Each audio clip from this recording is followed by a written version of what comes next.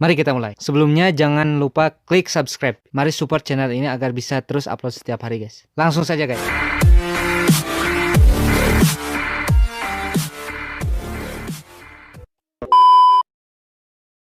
Assalamualaikum warahmatullahi wabarakatuh. Bertemu lagi dengan saya di kanal Andrian Channel. Pada kesempatan kali ini saya akan membahas berkenaan dengan pemakaian huruf dalam bahasa Indonesia. Diketahui bahwa dalam buku Pedoman Umum Ejaan Bahasa Indonesia yang disempurnakan telah diatur penggunaan huruf, baik huruf biasa, kapital maupun miring. Di samping itu diatur pula pemenggalan kata yang tidak dapat dilepaskan dengan penggunaan huruf. Oke teman-teman, kita lanjutkan. Huruf yang digunakan dalam bahasa Indonesia dibedakan menjadi dua, yaitu huruf konsonan dan huruf vokal. Jumlah huruf konsonan ada 26 huruf dan huruf vokal ada 5 huruf.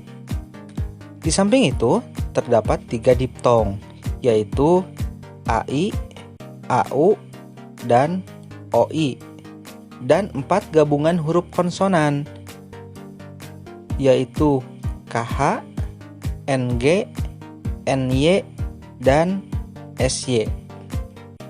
Dalam pedoman ejaan dicantumkan nama setiap huruf. Namun masih banyak orang yang menyebut nama huruf tidak sesuai dengan nama huruf tersebut. Ambillah contoh penyebutan huruf C. Huruf sesudah B itu lebih sering disebut C daripada C. Padahal penyebutan yang benar adalah C. Begitu pula penyebutan huruf Q. Huruf yang seharusnya disebut Q itu sering disebut Q.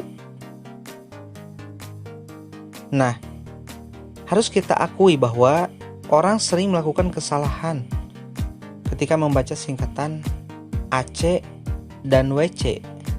Kebanyakan orang membaca singkatan itu dengan AC atau WC.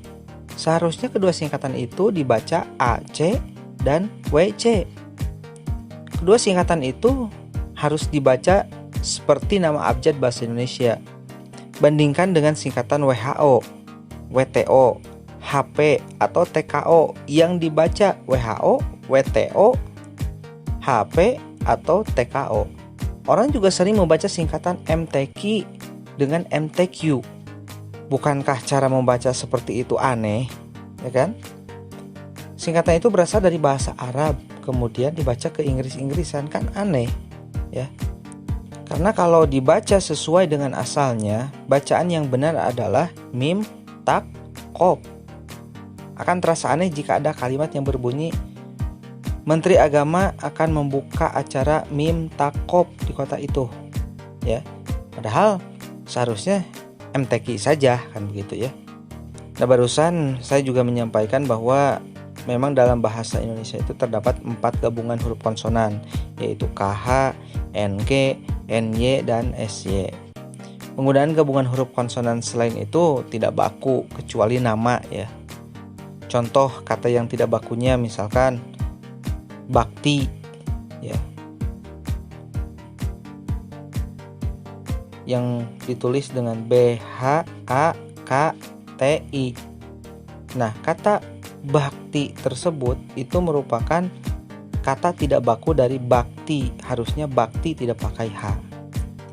Sama juga dengan budhi, harusnya budi, atau wudhu, harusnya itu wudu. Kemudian maghrib itu merupakan bentuk tidak baku dari maghrib, harusnya maghrib tanpa H, begitu. Terkadang kita juga sering mengucapkan kata yang tidak baku, contoh ustaz. Nah, harusnya tidak pakai huruf D. Seharusnya diucapkan ustaz karena tidak pakai D. Jadi ketika kita menyebutnya atau menulis pakai D, itu berarti tidak baku. Sama halnya dengan hadis yang tidak pakai T, kemudian azan tidak pakai D, duha tidak pakai H, dan lain sebagainya. Nah, sekarang pertanyaannya, bagaimana dengan nama organisasi Istri Pegawai Negeri yang ditulis dengan Dharma Wanita? Apakah nama itu juga harus diubah? Jawabannya tidak, ya. Karena Dharma Wanita itu merupakan nama, yaitu nama organisasi. Ketika kita menemukan nama, baik nama orang, nama organisasi, maupun nama diri lainnya, tidak perlu disoalkan karena nama diberi kebebasan. Begitu juga semboyan yang diambil dalam bahasa asalnya. Misalnya, semboyan Bhinneka Tunggal Ika yang ditulis dengan BH atau Ing Ngarsa Sung Tulada yang ditulis dengan DH. Tidak perlu disalahkan. Yang perlu diatur adalah penulisan kata yang digunakan secara umum. Selanjutnya, jika kita buka Pedoman Umum Ejaan Bahasa Indonesia yang disempurnakan pada bab 1 tentang pemakaian huruf, maka akan kita dapati tanda bintang 2. Huruf yang diberi tanda bintang 2 adalah huruf Q dan X. Catatannya berbunyi, khusus untuk nama dan keperluan ilmu. Hal itu berarti bahwa dalam bahasa Indonesia terdapat huruf Q dan X, tetapi hanya digunakan untuk menulis nama atau untuk keperluan ilmu. Dengan kata lain, tidak ada kata baku dalam bahasa Indonesia yang ditulis dengan huruf Q dan X. Jika ada beberapa kata, hal itu dilakukan dengan pertimbangan tertentu. Misalnya, kata kori tetap ditulis dengan Q, karena kalau ditulis dengan K, kari, kata kari sudah ada dalam bahasa Indonesia yang berarti sayur gulai yang diberi kunyit sehingga berwarna kuning.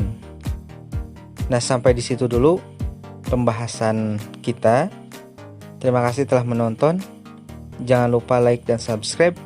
Wassalamualaikum warahmatullahi wabarakatuh.